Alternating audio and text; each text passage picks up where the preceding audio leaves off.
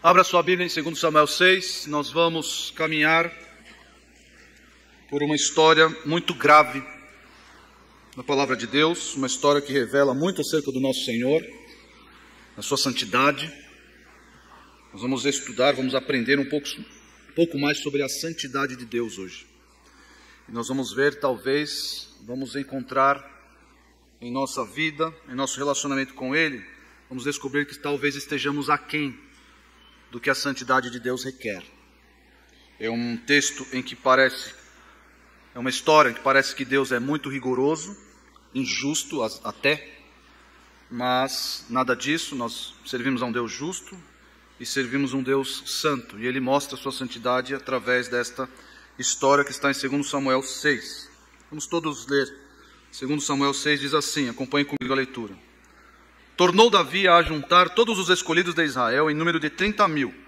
Dispôs-se e, com todo o povo que tinha consigo, partiu para Baalá de Judá, para levarem de lá para cima a arca de Deus, sobre a qual se invoca o nome do Senhor dos Exércitos, que se assenta acima dos querubins.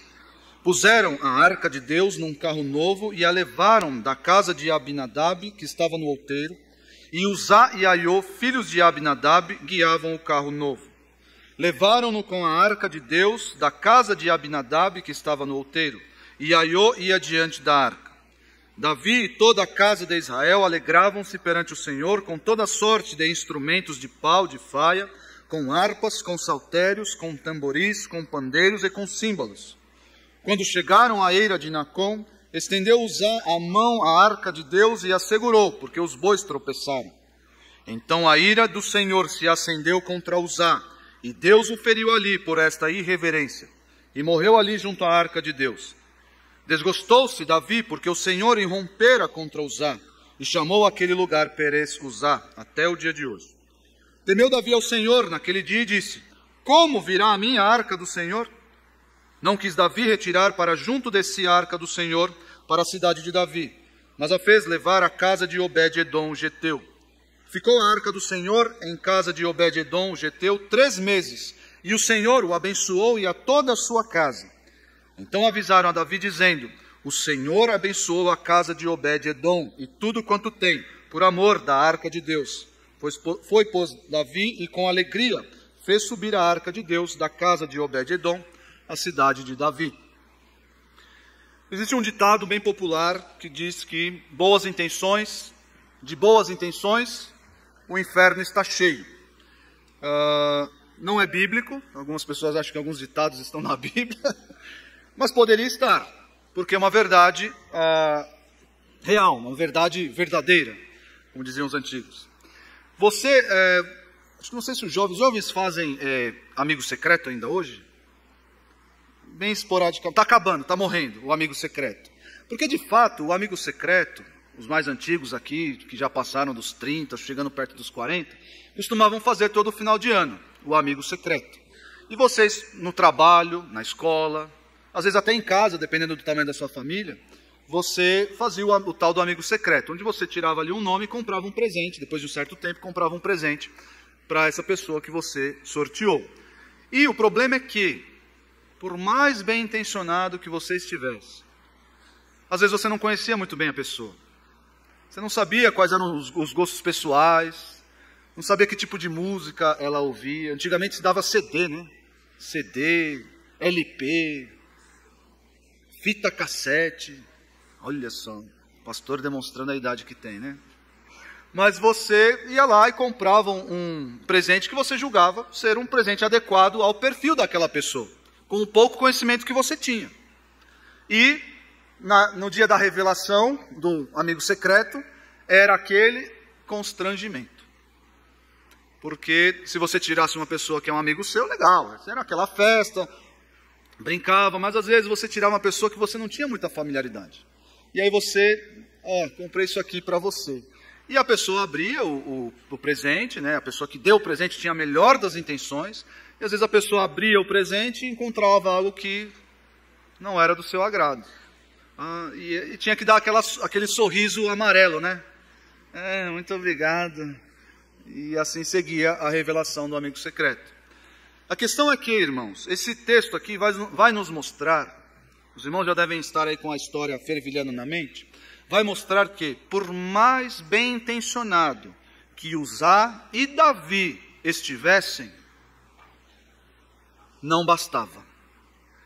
Para com a santidade, com relação à santidade de Deus, não bastava boa intenção. Não bastava. Eles deveriam seguir estritamente regras impostas pelo próprio Deus para o transporte da arca. E num primeiro olhar aqui da história, você, nossa, mas Uzá, ele só queria proteger a arca de danos. A arca estava ali, ia cair. E ele, às vezes até instintivamente, colocou a mão para impedir esse dano ocorresse. A intenção de Uzá era a melhor das possíveis. Mas, os irmãos já conhecem a história, leram a história, Deus o fulminou ali na hora. E nós ficamos, será que Deus foi injusto? Será que Deus foi severo demais? Será que Deus foi muito rigoroso com Uzá e com Davi e com todo o povo nesse episódio? Nós vamos aprender hoje, irmãos, uma mensagem central a partir dessa história. Nós vamos aprender hoje que no relacionamento com Deus, no trato com Deus, é imperativo, não tem opção, é obrigatório agir com absoluta santidade. No trato com Deus, no seu relacionamento com Deus, no modo como você se relaciona com Deus, no modo como você trata as coisas de Deus, é imprescindível, é imperioso, é obrigatório agir com absoluta, total, íntegra santidade. E não é o conceito de santidade frouxo que às vezes nós criamos em nossa mente. Não é. É uma santidade rigorosa. Nós vamos ver aqui, na divisão dos versículos, 3 expressões da santidade de Deus. Será que eu conheço Deus o suficiente para me relacionar com Ele desta forma? Será que eu conheço o caráter, o rigor, a benevolência da santidade de Deus o suficiente para quando eu me relacionar com Ele, eu agir com essa íntegra, absoluta, total santidade que Ele requer? E não aquela ideia de santidade, isso daí Deus passa um pano, Deus passa a mão na cabeça, não tem problema, esse pecadinho aí eu posso ir levando com a barriga. Não é assim. Nós vamos ver aqui nessas 3 expressões da santidade de Deus, o tamanho, a severidade de Deus e o seu caráter santo. A primeira expressão da santidade de Deus, os irmãos podem ver aí, está nos versículos 1 e 2. E é a publicidade. É a publicidade de Deus. Publicidade da santidade de Deus. Como assim, pastor? Todas as pessoas ali envolvidas, Davi e todo o povo de Israel, sabiam quem era Deus e o que a arca representava. Sabiam que eles não estavam ali transportando algo tolo, algo de importância inferior. Não, eles sabiam. Porque o texto dá evidências dessa noção, desse conhecimento que eles tinham acerca da arca e o que ela representava. Olhe aí. Tornou Davi a juntar todos os escolhidos de Israel em número de 30.000. Muitas pessoas envolvidas aqui. Muitas pessoas. Não dava para alegar ignorância acerca das regras, nós vamos ver isso daqui a pouco, acerca das regras que deviam ser obedecidas no transporte da arca. E aí começou o primeiro erro de Davi, mas nós vamos ver isso daqui a pouco. Então, havia muitas pessoas ali, 30.000 pessoas. Não dava para alegar, a gente não sabia. Eu agi dessa maneira porque eu era ignorante. Todos sabiam da severidade, do rigor, da santidade de Deus. Transportar aquela arca não era um trabalho, não, vai levando aí, leva aí, vamos lá, faz a festa, e de fato ocorreu uma festa aqui, e vamos, parece que o pessoal estava ignorando certas regras, e de propósito, um coração duro. Olha só, versículo 2, dispôs-se e com todo o povo que tinha consigo, partiu de Baalá de Judá, para levarem de lá para cima a arca de Deus, sobre a qual se invoca o nome do Senhor dos Exércitos, que se assenta acima dos querubins. Antes de falar sobre esse versículo, os irmãos, para contextualizar o que aconteceu aqui. Primeiro Samuel é o livro que vai mostrar o povo de Israel, depois do período dos juízes, vai demonstrar a instituição do reinado em Israel. Então, os irmãos lerem 1 Samuel vão ver a instituição do império, não, mas do reinado, né? O povo queria um rei, e aí Saul foi içado rei de Israel e posteriormente Davi. Então, o 2 Samuel termina com Davi sendo o rei. E aqui, 2 Samuel vai mostrar Davi e as suas empreitadas militares. E o que aconteceu? Lá em 1 Samuel 6, não precisa abrir ainda, mas em 1 Samuel 6, a arca tinha sido levada, tinha sido roubada, sequestrada pelos filisteus. Então a arca não estava mais no tabernáculo. Israel perdeu aquela batalha, perdeu feio aquela batalha, porque Deus estava contra Israel naquela batalha, e os filisteus levaram a arca para a região da Filístia. Levaram a arca consigo, e foi nesse episódio em que eles perderam a arca, e a partir de então o povo filisteu começou a ser punido por Deus. Por quê? Porque estava com a arca dele em sua posse. Nós vamos ler o texto daqui a pouquinho, mas eu quero contextualizar os irmãos onde estava, por que Davi foi buscar essa arca, onde é que ela estava, por que ele empreitou isso daqui. Então, o que aconteceu? Os filisteus estavam com a arca, Deus os puniu por isso. Eles falaram: tira essa arca daqui, nós não queremos essa arca aqui, porque ela está causando prejuízos, mortes, e levaram a arca até uma cidade, ficou na casa de Aminadab por volta de 20 anos. Por 20 anos ficou aqui na casa, os irmãos podem ver, Abinadab ficou na casa dele. E aí, Davi, já o rei Davi, vamos levar a arca da aliança para Jerusalém, para a cidade de Davi. E ele, com toda a boa intenção, e de fato era algo bom, porque a arca da aliança representava a presença do próprio Deus, era a presença do próprio Deus no meio do povo. Então não era algo leviano, não era algo vão. Era importante que a arca da aliança estivesse no tabernáculo, estivesse em Jerusalém, até para que o reinado de Davi fosse abençoado. E na sequência da leitura do capítulo 6, nós vemos que isso aconteceu, que a cidade foi abençoada, e outras pessoas também, por causa da presença da arca da aliança, que representava a presença do próprio Deus, como se Deus estivesse ali. E nós vamos ver os termos utilizados aqui no versículo 2, vão representar que eles sabiam muito bem o que a arca representava. Olha só, o autor bíblico escreveu assim, versículo 2, sobre a qual, está falando da arca, a arca de Deus, sobre a qual se invoca o nome. Que nome é esse? Que nome é esse? Esta aqui é uma alusão clara ao nome com o qual Deus se revelou a Moisés. Se os irmãos não lembram, Deus falou com Moisés no monte e entregou as tábuas da lei, o decálogo e toda a lei mosaica para Moisés no monte. E nesse monte, enquanto Moisés estava lá, nesse monte, nem animais podiam tocar. Nem animais. Tampouco as pessoas. Havia instruções claras para que nem os animais subissem ao monte, sob pena de morte. Tamanha grandeza e severidade da santidade de Deus. Por quê? Quando Moisés chegou lá, qual foi o que Deus disse para Moisés? Tira as sandálias, porque o lugar onde você está é santo. Ali uma manifestação de Deus, uma teofania. Claro, Deus é espírito, mas houve ali uma manifestação local da presença de Deus.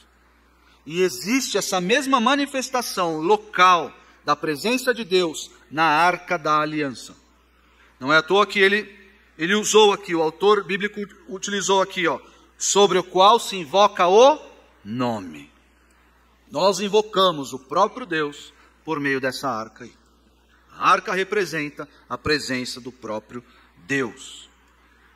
Os irmãos lembram, né? Deus dizendo, eu sou, o eu sou. É o nome que Deus disse a Moisés, se revelou a Moisés. E o outro termo aqui utilizado na sequência é o nome do Senhor dos Exércitos. Por que ele utilizou esse? Tem tantos outros Senhor, tem o Senhor proverá, o Senhor de paz, tem tantas outras construções, né, no hebraico, mas ele escolheu o Senhor dos Exércitos. Por que ele não escolheu o Senhor Altíssimo, Deus Todo-Poderoso? Escolheu o Senhor dos Exércitos. Irmãos, Davi estava, e todo Israel estavam ali em franca campanha militar. Eles estavam ali, volta e meia, batalhando contra os filisteus. Então era importante manter na sua mente, manter na mente das pessoas, 30 mil pessoas, que tudo que eles conquistaram vinha de quem? Do Senhor dos Exércitos. Não é o número dos nossos soldados que vai vencer as batalhas. Não. Não é o braço forte de Davi, o seu comando. Não. É o Senhor dos Exércitos. Nós queremos a arca do Senhor dos Exércitos aqui conosco. É isso que eles queriam. E um terceiro, muito interessante. Uma terceira expressão utilizada aqui para apontar para Deus. Para a publicidade, todos sabiam quem era, o que aquela arca representava. Olha só, sobre a qual se invoca o nome do Senhor dos Exércitos, que se assenta acima dos querubins. Pergunto para vocês, onde ficavam esses querubins?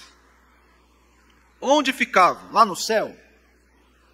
Provavelmente, claro, eu não sei se existe no céu um trono em que Deus se senta e ficam querubins ali do seu lado.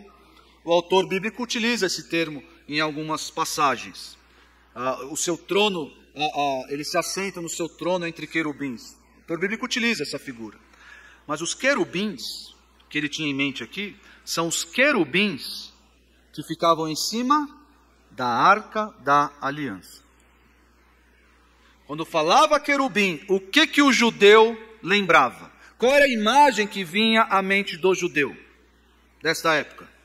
A arca da aliança. Mostrando, reforçando aqui para o judeu que estava ali, ó, o nome, Senhor dos Exércitos, que se assenta acima dos querubins. Abra em Isaías 37, 16, para ver essa expressão aí, que remete à arca da aliança. Isaías 37, 16. Ó Senhor dos Exércitos, Deus de Israel, que estás entronizado acima dos querubins, tu somente és o Deus de todos os reinos da terra, tu fizeste os céus e a terra. Irmãos, a santidade de Deus, ela é tão conhecida, até pelos incrédulos. Nós que nos relacionamos com Deus, nós que conhecemos o Deus verdadeiro, o Deus que se revelou na Escritura, conhecemos a sua santidade. Ele é chamado Santo, Santo, Santo. Mas até os incrédulos conhecem a santidade de Deus. Você já esteve numa rodinha? E um incrédulo, quando falou uma palavra feia, fez assim, ó. Desculpa, pediu desculpa para você? Por que ele fez isso? Ele pode ter pensado em você, uma consideração, mas ele sabe que você, como crente, carrega o nome de Deus. E na frente de Deus não se pode pronunciar palavras feias. O incrédulo conhece, aquele que não é crente, conhece a santidade de Deus porque ela é pública. Ela é pública. Por que existem tantos ateus que vivem na devassidão? Por quê? Porque a pessoa que vive na devassidão, ela escolhe ser ateu. Por quê? Porque eu não preciso prestar contas a Deus. A minha consciência apaga Deus e aí eu posso viver da maneira que eu quiser. Porque se eu viver de forma devassa, dissoluta, e quiser ainda crer em um Deus santo, isso vai me envergonhar. Isso vai criar um peso no meu modo de viver. O fato é que até os incrédulos sabem da santidade de Deus e atestam a santidade dele. Abra a Bíblia agora em 1 Samuel 6. Os filisteus sabiam e declararam a santidade de Deus. 1 Samuel 6,19. É nesse momento em que eles estavam ali com a Arca da Aliança em seu território, em sua posse, e o que aconteceu? Olha só, 1 Samuel 6,19. Ao invocar essas palavras, que eu estou lendo a minha anotação. 1 Samuel 6,19 diz assim: feriu o Senhor os homens de Bet-Semes, porque olharam para dentro da arca do Senhor. Sim, feriu deles 70 homens. Então o povo chorou, porquanto o Senhor fizera tão grande morticínio entre eles. Aqui olhar para dentro da arca não é, eu estou olhando aqui de longe, não é isso. Eles foram lá e abriram a arca e a violaram. Foi isso que aconteceu. E Deus matou 70 homens. Olha o versículo 20. Então disseram os homens de Bet-Semes: quem poderia estar perante o Senhor, este Deus santo? E para quem subirá desde nós? Enviaram, pois, mensageiros aos habitantes de Kiriat Jearim, dizendo: os filisteus devolveram a arca do Senhor, descei, pois, e fazei-a subir para vós outros. Os incrédulos viram, foram testemunhas da santidade de Deus, do rigor da santidade de Deus. Ou seja, no meu relacionamento com Deus, no meu trato com Deus, eu não posso alegar ignorância acerca do seu caráter. Eu posso sim, erroneamente, criar um conceito de santidade frouxa. Mas isso não é o Deus verdadeiro. Não é. Porque o Deus verdadeiro, a sua santidade, a extensão da sua santidade, a limpeza, a pureza da sua santidade, todos nós conhecemos. Todos. Eu não posso alegar ignorância. Ah não, Deus aceita esse pecadinho. Ah não, se eu pecar agora e pedir perdão depois, Deus vai entender. Ah não, se eu responder aqui, Deus sabe que a carne é fraca. Você está criando uma santidade frouxa. Essa não é a santidade de Deus. Porque a segunda expressão da santidade de Deus, nós veremos daqui a pouquinho, é o rigor. Mas antes, abra sua Bíblia aí, 1 Crônicas 16. 1 Crônicas, primeiro livro das Crônicas, 16. Todos conhecem a santidade de Deus. Todos. 1 Crônicas 16, 29. Deem ao Senhor a glória devida ao seu nome. Tragam ofertas e venham à sua presença. Adorem o Senhor no esplendor da sua santidade. Qual é a consequência de adorar o Senhor no esplendor da sua santidade? Olha só o versículo 30. Tremam diante dele todas as nações. Tremam diante dele. 1 de Pedro 1,17. 1 de Pedro 1,17. Diz assim, 1 de Pedro 1,17. Uma vez que vocês chamam Pai, é bom chamar Deus de Pai, não é? É bom esse relacionamento que nós temos. É bom saber que Deus é um Pai amoroso, é um Pai que cuida de nós. É bom saber que Deus é um Pai que está sempre presente, nos educando, nos disciplinando. É excelente. Jesus fala que nós, juntamente com o Espírito, clamamos, nós chamamos Deus de Papai. É maravilhoso saber que, por mais sozinhos que estejamos neste mundo, nós temos um Papai que cuida de nós, Por mais que as circunstâncias estejam difíceis, o horizonte tenebroso, só problemas, doenças, tempestades severas que não passam nunca, nós, os crentes, podemos chamar Deus de papai. É excelente isso, é muito bom. Mas olha só, o pai. Uma vez que vocês chamam pai, aquele que julga imparcialmente as obras de cada um, já é um caráter mais severo. Ele julga, ele é um pai, mas ele também é juiz. Como se portar na presença de um juiz? Eu sou advogado. Uma vez eu fui ao fórum, e eu era estagiário à época, e eu fui ao fórum sem gravata. Estava muito calor, eu fui ao fórum sem gravata, só com o paletó e a camisa. Eu entrei na sala do juiz, ele levantou os olhos, me viu sem gravata e disse: doutor, eu não falo com ninguém sem gravata. E eu, estagiário, né? Vou falar, não, o senhor tem que falar comigo. Não, de jeito nenhum. Eu engoli seco, fechei a porta, passou um advogado no corredor, eu pedi emprestado a gravata do advogado, quase chorando. Pus a gravata e fui falar com o juiz. Como é que você se porta diante do juiz que julga imparcialmente as obras de cada um de vocês? Ele é pai, mas ele também é juiz. Olha aqui como nós devemos nos portar diante desse pai juiz. Segue a leitura do texto, 1 de Pedro 1,17. Portem-se com temor. Portem-se com temor. E aqui temor, não é esse temor, eu temo a Deus. Você teme a Deus? Eu temo a Deus. Temer a Deus é ter medo de Deus. É ter medo. Naquele momento em que eu entrei na sala e o juiz falou comigo daquele jeito, eu fiquei com medo de ser preso. Fiquei com medo. Está sem gravata, está preso. Sei. Estagiário acha que sabe alguma coisa, né? Não sabe nada. Cadê o Mateus? Está lá o Mateus, olha lá. Acha que sabe tudo. Cadê? O Mateus é estagiário de direito, brincando com ele.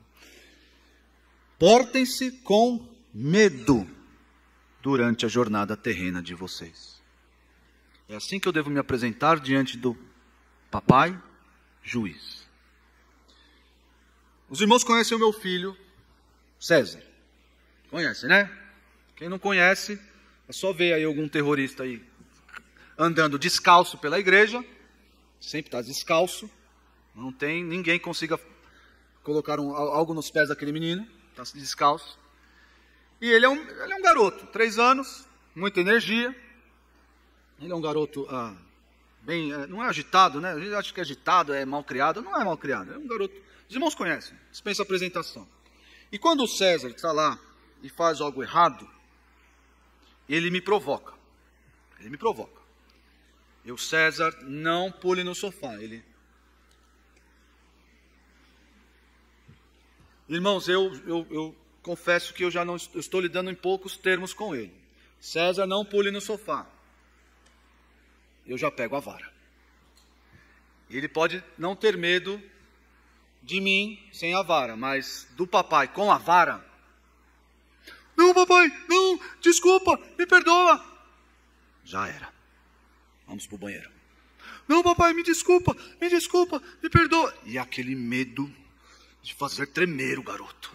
Não, há 1 minuto atrás você não estava com medo do papai com vara. Do papai juiz. Você não estava com medo. Há 1 minuto atrás. Cuidem-se.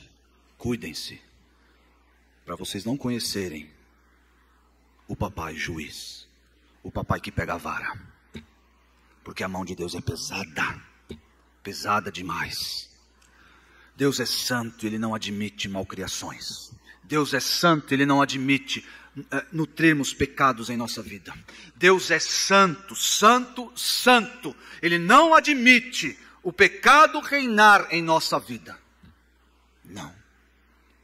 Nós conhecemos o papai. Vamos andar com temor durante a jornada para não conhecermos o papai da vara. segunda expressão da santidade de Deus, como eu disse para os irmãos, é o rigor. Deus, vou fazer uma pergunta aqui para os irmãos. Deus é um Deus perigoso? Sim ou não? Vocês acham que Deus é perigoso? E olhando essa história aqui, claro, não é o perigo no sentido que Deus irá nos fazer mal, não é isso. Como perigo de andar na rua, né? Perigo de 2 homens numa moto. Não é nada disso, não é esse tipo de perigo. Mas no trato com Deus, vocês acham que eu posso ficar com gracejos? Posso ter pecados? Olha o que aconteceu com Uzá. Uzá estava bem intencionado. Não tinha pecados na atitude de Uzá. Na atitude sim, né? Na ação sim, mas não tinha pecados na intenção de Uzá. E mesmo assim, Deus o fulminou. Naquele lugar, naquele momento, assim que tocou a arca. Mas por que isso aconteceu? Por que isso aconteceu? Por que Deus foi tão severo contra Uzá? Vamos ver aqui os erros cometidos por Davi e por toda aquela comitiva. Os irmãos olharem aí, vão ver que no texto, volta lá para 2 Samuel 6, e vão ver que a arca ela está sendo carregada por uma carroça. Não é assim, poxa, carregar a arca de uma carroça, não há nada a ver. Não. Aqui o problema não é esse. Carroça naquela época não é a carroça que a gente vê aí na rua. Com o cavalinho na frente. Não. Provavelmente era um meio de transporte ali, uma carroça bem ajeitada, com bois carregando, porque o texto diz que os bois tropeçaram, e aí a arca ia cair e Uzá interrompeu. Então, o erro está aí. Por quê? Por que o erro está aí? Porque não foi assim que Deus mandou que a arca fosse manipulada, que a arca fosse transportada. Se os irmãos abrirem Números 3,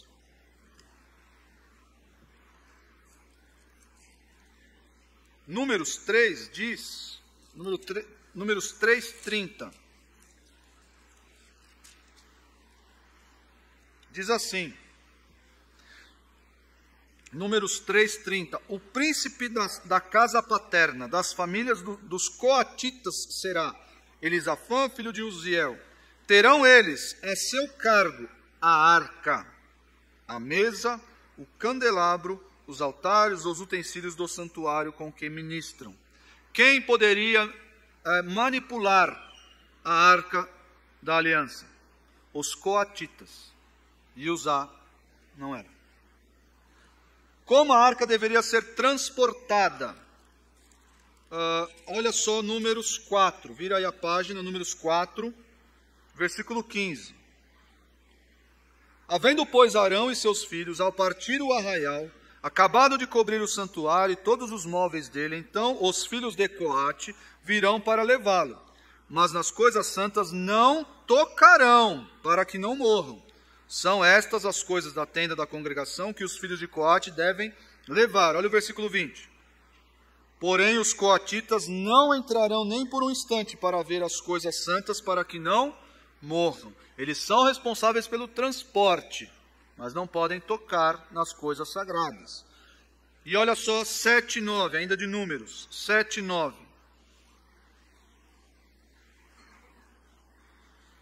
Olha só o modo, eles não podiam tocar e havia um modo como transportar as coisas do tabernáculo.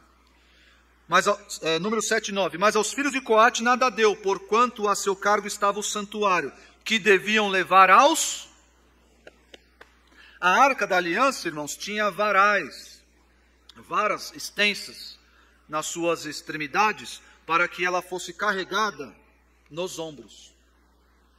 Apoiada nessas varas, ela tinha ali os ganchos, e apoiada nessas varas, a arca deveria sim ser transportada. E como ela estava sendo transportada nesse episódio aqui? Numa carroça, por bois, e foi tocada. Ela não podia ser tocada, ela deveria ser transportada dessa forma, nos ombros, e os homens estavam em festa enquanto isso acontecia. Eles estavam violando claramente a lei de Deus. Estavam violando claramente as ordens de Deus quanto ao transporte da arca. E note, eles não estavam aqui ocupados, transportando o tabernáculo inteiro. Imagino que deve ser um trabalhão transportar o tabernáculo. E mesmo assim o povo conseguiu esse tempo todo transportar o tabernáculo, sem problema algum.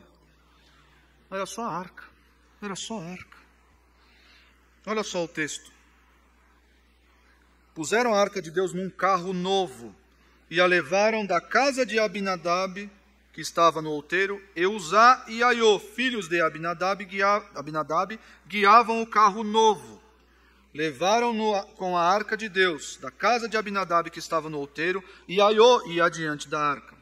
Davi e toda a casa de Israel alegravam-se perante o Senhor, com toda sorte de instrumentos de pau, de faia, com harpas, com saltérios, com tamborins, com pandeiros e com símbolos. Irmãos, talvez não seja essa a intenção do autor aqui. Talvez seja. Existe uma mensagem aqui, não é uma mensagem subliminar, mas existe uma mensagem aqui nesses 3 versículos. Você pode estar fazendo algo contrário à vontade de Deus, e esse algo pode estar dando certo, e mesmo assim contar com a desaprovação de Deus. Mas está dando certo. Se está dando certo, é vontade de Deus. Que bênção. Eles transportaram a arca por certo período. Eles estavam festejando. Diante de tamanha afronta à santidade, ao rigor da santidade de Deus, eles estavam festejando. Com instrumentos, olha lá, a banda, que legal. E durante todo o caminho, e nós podemos pensar, mas se está andando, se nós estamos caminhando e Deus não fez nada até agora, então é porque Deus aprova. Provavelmente veio esse pensamento aí na mente de Davi e os seus 30 mil. Colocamos a arca no carro. Está lá o carro com os bois, está a Iô e Uzá ali, todo mundo fazendo festa. Que bênção. Preste atenção. Porque nós tomamos decisões, nós andamos por caminhos tortuosos, que achamos que são caminhos bons. Achamos que são caminhos que, a mão de Deus não pesou, então parece que está tudo certo. Parece que Deus se agrada da minha conduta. Parece que Deus se agrada desse caminho que estou tomando. Porque nada aconteceu. Nada.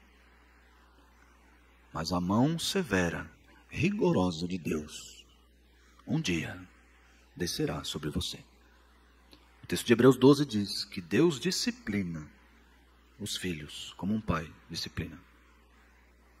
E a mão de Deus é pesada e severa, como foi com Uzá aqui. Deus é tão severo no trato da sua santidade. Deus é longânimo, sim, Deus é longânimo. E nós não podemos abusar da longanimidade de Deus. Mas Deus é tão severo no trato da sua santidade, que uma as duas punições por tomar a ceia indignamente é doença e a morte. Tamanha santidade de Deus.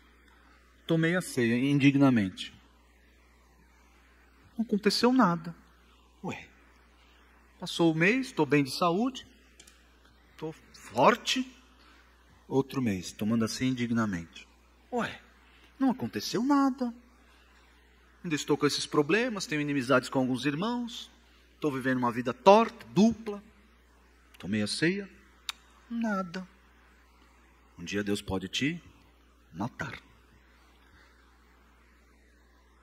Nós conhecemos muito bem quem é o nosso Senhor. Conhecemos. Ele se revelou muito claramente a nós. Muito claramente. E nós não podemos festejar o nosso pecado. Nós não podemos criar uma festa, um campo de celebração em cima do nosso pecado e achar que Deus está aprovando isso. Não dá. Não dá. O texto segue dizendo: Versículo 6.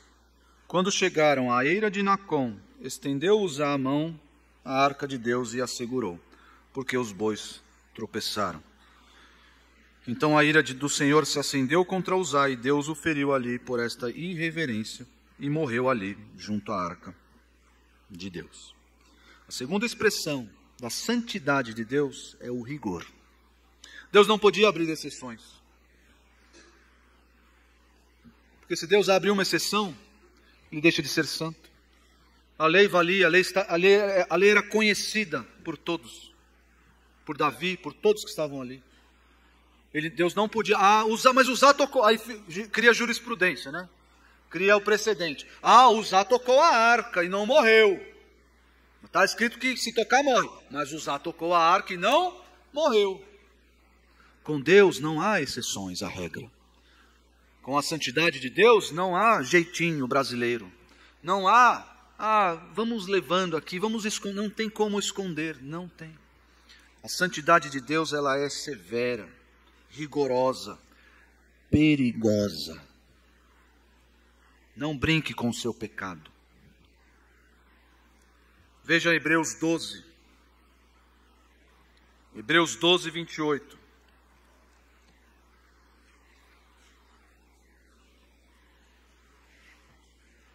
Hebreus 12, 28 diz assim: portanto, já que estamos recebendo um reino inabalável, sejamos agradecidos e assim adoremos a Deus de modo aceitável, com reverência e temor. Pois o nosso Deus é fogo consumidor. Os irmãos acham que os cultos prestados por aí são aceitáveis diante de Deus? São cultos prestados com reverência e temor? Existe um motivo porque nós devemos adorar a Deus de maneira aceitável. É maneira aceitável para nós? Não. De modo aceitável para Deus, do modo como Ele prescreveu. Nós temos um outro episódio em que, me fugiu o nome agora, ofereceram fogo estranho. Nadab e Abiú, isso. Nadab e Abiú ofereceram fogo estranho perante o Senhor. E o que aconteceu? Não, Deus sabe da fraqueza do coração de Nadab e Abiú. Não, Deus sabe que foi com sinceridade que eles apresentaram fogo estranho. Foi isso que aconteceu? Eles adoraram a Deus do modo deles, do jeito deles. Vamos prestar aqui uma adoração a Deus do jeito Nadab e Abiú de ser. Vamos lá. Vamos ver. Deus sabe do meu coração, da sinceridade do meu coração. Eles foram fulminados pelo Senhor, porque apresentaram fogo estranho.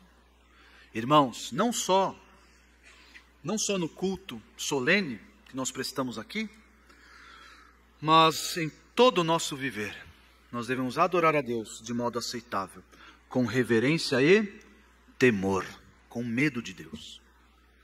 Eu sou o papai do César. Eu sou aquele papai que educa, que brinca, que dá-lhe presente, que abraça. Eu sou o papai do César. Mas o César tem que ter medo do papai. Tem sim ter medo do papai. Porque quando o papai pega a vara, vai doer. Vai doer. Não tem jeito. No nosso modo de viver, nós devemos andar com reverência e temor, sob pena de sermos rejeitados por Deus. E esse texto vai falar sobre essa rejeição. Vou ler mais desse texto à frente. E por fim, irmãos, terceira expressão da santidade de Deus é a benevolência. Primeira expressão é a publicidade. Todos conhecem o caráter santo de Deus. Todos sabem, todos nós, especialmente nós, deveríamos saber com toda clareza que Deus não admite pecados. Com Deus não se brinca. Não podemos brincar com o caráter, com a santidade de Deus. Não dá, não pode. De jeito nenhum. Todos nós sabemos. Por quê? Porque a santidade de Deus, ela é rigorosa, severa e perigosa para aqueles que a desprezam. Mas, existe aqui uma luz nessa história tenebrosa. A santidade de Deus, ela é benevolente. Benevolente. Olha só o que aconteceu.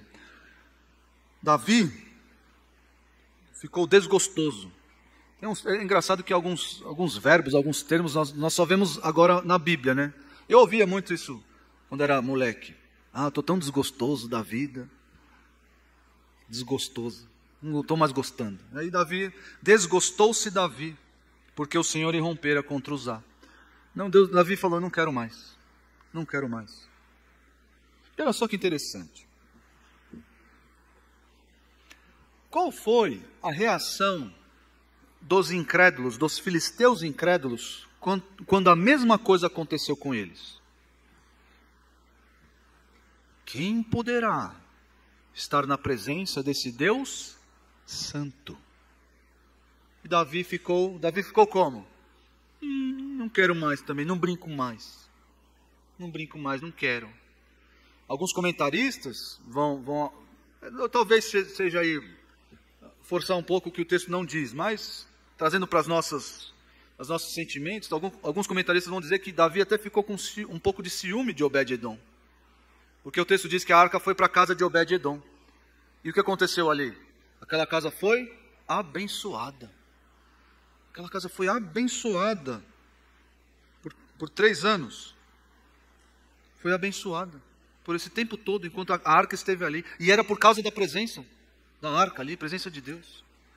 E aí foram falar para Davi, a arca que matou Uzá está abençoando Obed-edom.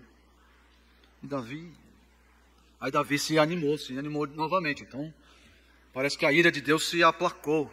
Vamos levar a arca de volta para Jerusalém, para a cidade de Davi. A reação de Davi foi contrária, foi totalmente diferente. A reação daquele que temia a Deus, do homem segundo o coração de Deus, foi diferente até da dos incrédulos. Foi uma reação boa? Davi deveria ter reconhecido o seu erro, pedido perdão a Deus e prosseguido na sua jornada.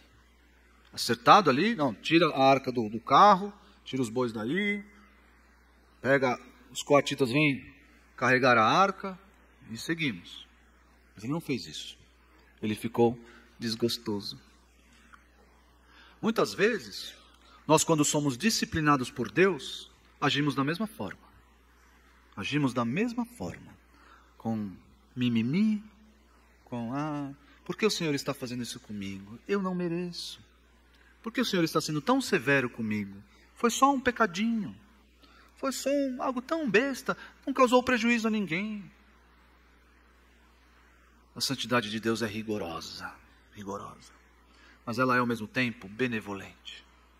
Aqueles que decidem respeitar com reverência e temor a santidade de Deus, o que acontece? Bênçãos.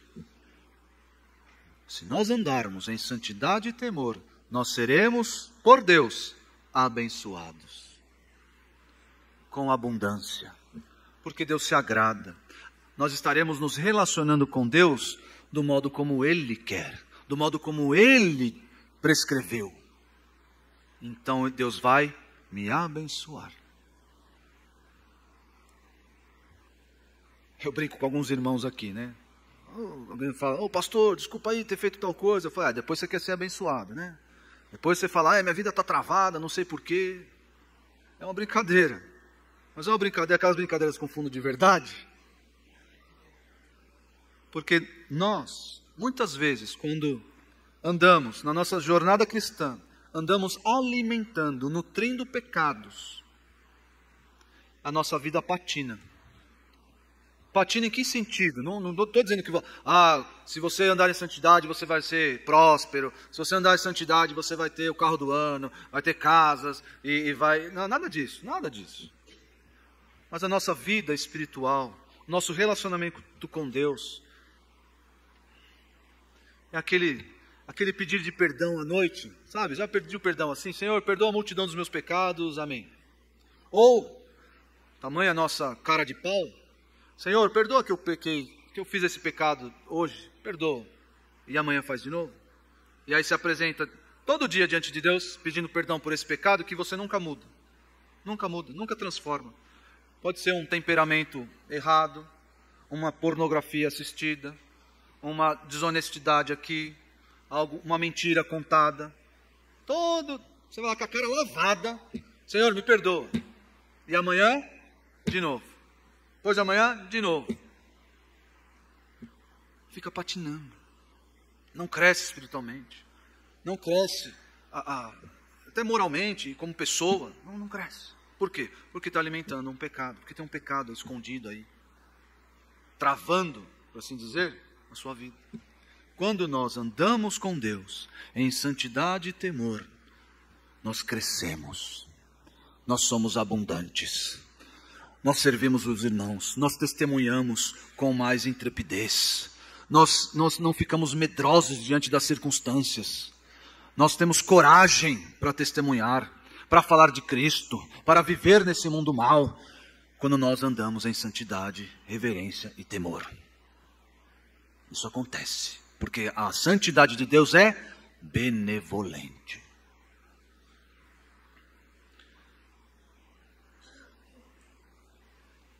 Se os irmãos olharem, Davi se arrependeu. Davi é um homem de muitos arrependimentos. Muitos. Graças a Deus por Davi. Porque ele se arrependeu de vários pecados que cometeu. E Davi, quando se arrepende, o texto mostra que ele se arrepende de verdade. De verdade. No caso de Batseba, que é o pecado mais famoso de Davi, ele se arrependeu de verdade. Ele saiu do palácio e foi para a batalha, que é onde ele deveria estar a princípio. E aqui ele também se arrependeu. Se os irmãos seguirem a leitura, a partir do versículo 13, olha só. Davi, versículo 13. Sucedeu que, quando os que levavam a arca do Senhor tinham dado 6 passos, sacrificava a ele bois e carneiros. Ué. Quem estava carregando a arca agora? Eram bois? Não. Tinha gente carregando a arca. Ele corrigiu o erro. Vamos obedecer o Senhor estritamente. E aqui, olha só que interessante. Ele também fala de uma festa, né? Que Davi dançava lá no versículo 14 e tudo mais. Existe uma alegria em Davi em obedecer o Senhor. Obedecer estritamente o Senhor. Existe uma alegria. Mas olha só, o versículo 13 diz que quando a arca dava 6 passos, ele sacrificava bois e carneiros ao Senhor, mostrando sua total devoção, mostrando sua total consagração ao Senhor. Abra aí em Romanos 6. Romanos 6. Romanos 6, 21.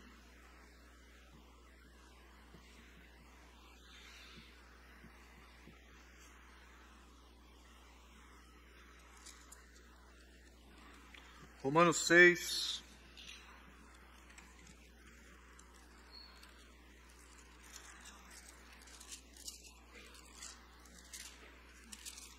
Romanos 6, 21 diz assim: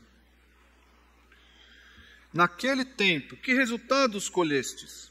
Somente as coisas de que agora vos envergonhais, porque o fim delas é a morte.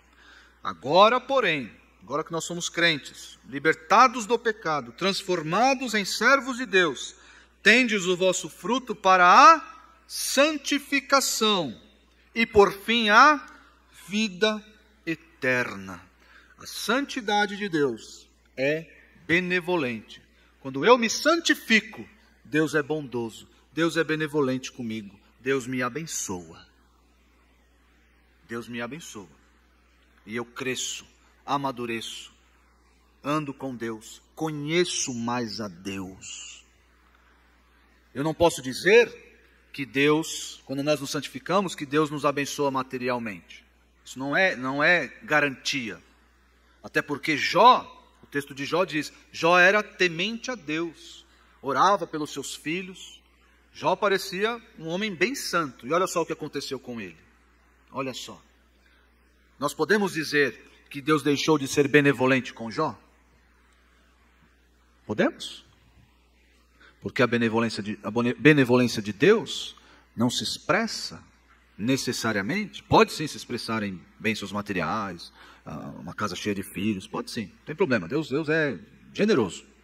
Mas a benevolência de Deus se expressou na vida de Jó, na medida em que no final do capítulo, Jó disse o quê? Antes eu conhecia Deus só de ouvir falar. Agora eu vejo. Jó lá, claro, tomou uma bronca de Deus, né? Ô Jó, que você ficou amaldiçoando o dia que você nasceu, né? E os irmãos queriam justamente, os amigos dele queriam justamente culpá-lo. Você está em pecado. É por isso que você perdeu a bênção de Deus. Porque você está em pecado. Deus estava trabalhando em Jó. Estava trabalhando. Durante todo aquele período, nós não sabemos quanto tempo.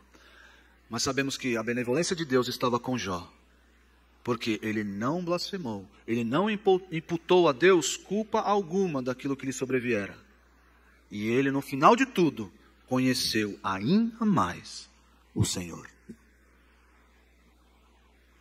Então, nós devemos andar em santidade e esperar de Deus a sua benevolência em qualquer circunstância. Se eu estou em santidade, eu posso estar com a consciência limpa.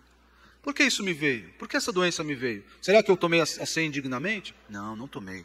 Estou doente porque Deus quer me ensinar. Estou doente porque Deus quer mover a igreja para orar por mim. Por N motivos.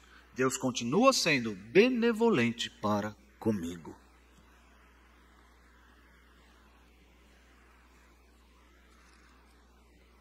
Irmãos,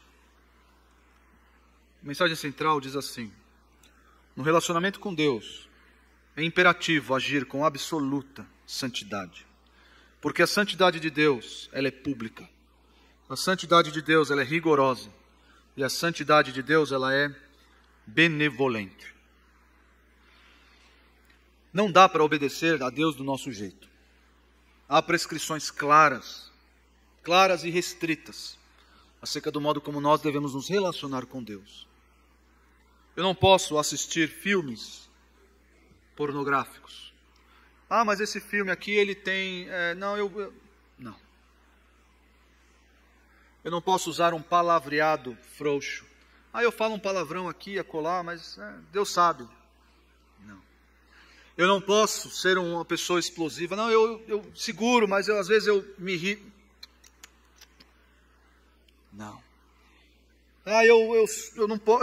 Eu fico muito tempo nas redes sociais, gasto muito tempo no celular, nas telas, mas Deus entende, eu faço as minhas tarefas. Não. Enfim, N motivos, N pecados que nós nutrimos hoje, achando que Deus se agrada de nós. Nós não podemos, não devemos.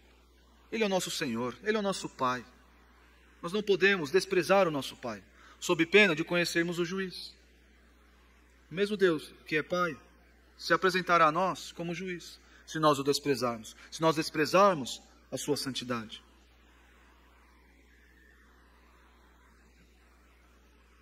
Deus não habita mais na arca da aliança. Deus não habita mais naquela caixa. Deus não habita mais entre os querubins. Deus habita em você, que é crente. E o texto de Coríntios 6 diz assim: não sabeis vós que sois santuário de Deus? Nós não podemos entregar os nossos corpos, qualquer parte dele, à imundícia, ao pecado. Deus habita em você. Use o seu corpo de maneira santa. Use os seus pensamentos de maneira santa, suas palavras, suas ações, onde você repousa os seus olhos, o que você ouve. Use o seu corpo todo, porque você é santuário de de Deus. Deus não está mais na arca da aliança. Deus não está mais lá, entronizado nos querubins, lá no céu, distante de nós. Não. Deus está em você. O Espírito Santo de Deus habita no crente. E para você que está ouvindo e não conhece essa realidade, eu sou incrédulo ainda, pastor. Eu não creio no Salvador. Eu não creio em Jesus Cristo. Eu não creio no Deus conosco. O Deus que saiu da arca e se encarnou em um bebê. O Deus que saiu de entre os querubins para a manjedoura. Eu não conheço esse Deus. Davi viu Uzá sendo sacrificado pelo seu próprio pecado. Uzá pecou e morreu, porque o salário do pecado é a morte. Mas quando Davi acertou a sua conduta, ele sacrificou bois, ovelhas. Hoje nós não precisamos mais sacrificar bois e ovelhas. Nós aprendemos no livro de Hebreus que esses eram sombras do que haveria de vir. Hoje existe uma pessoa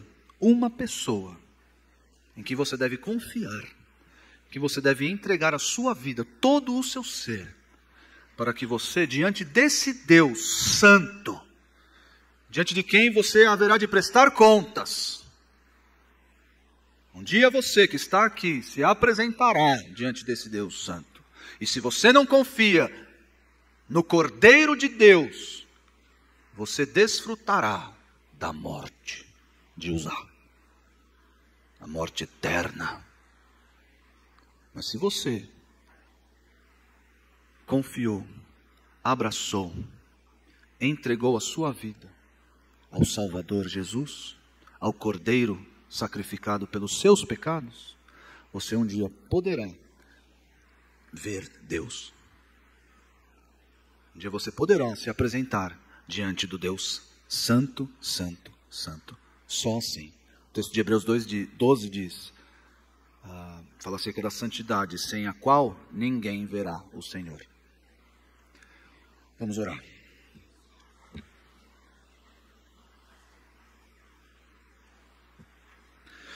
Senhor Deus, me perdoa. Me perdoa, Senhor, por viver uma vida frouxa. Uma vida que muitas vezes ignora, desconsidera a sua santidade, a extensão, o rigor dela. Dá-nos, ó Deus, a todos aqui, uma noção clara. Coloca-se diante de nós, Senhor, com todo o seu esplendor, o esplendor da sua santidade, de modo que possamos viver vidas santificadas, consagradas, lutando sim contra o pecado, mas este pecado não encontrando em nós lugar para morar, porque o Senhor já mora em nós. Livra-nos de vivermos uma vida cristã frouxa, leniente com pecados. Impeça-nos, ó Deus, de viver de modo leviano, achando que o Senhor se agrada de nós. Dá-nos uma devoção redobrada, uma consagração santificada, sabendo que o Senhor é santo. Obrigado, ó Deus, porque o Senhor é Pai, e nos ajuda, e nos guia, e nos ensina. Muito obrigado por isso, Senhor. E nos ajuda a não conhecermos o juiz. Que aqueles que estão ouvindo essa mensagem e não conhecem o Deus Pai, que possam conhecê-lo através do Filho e se tornarem assim também filhos do Senhor, para jamais conhecerem o Deus juiz. Em nome do Filho. Amém.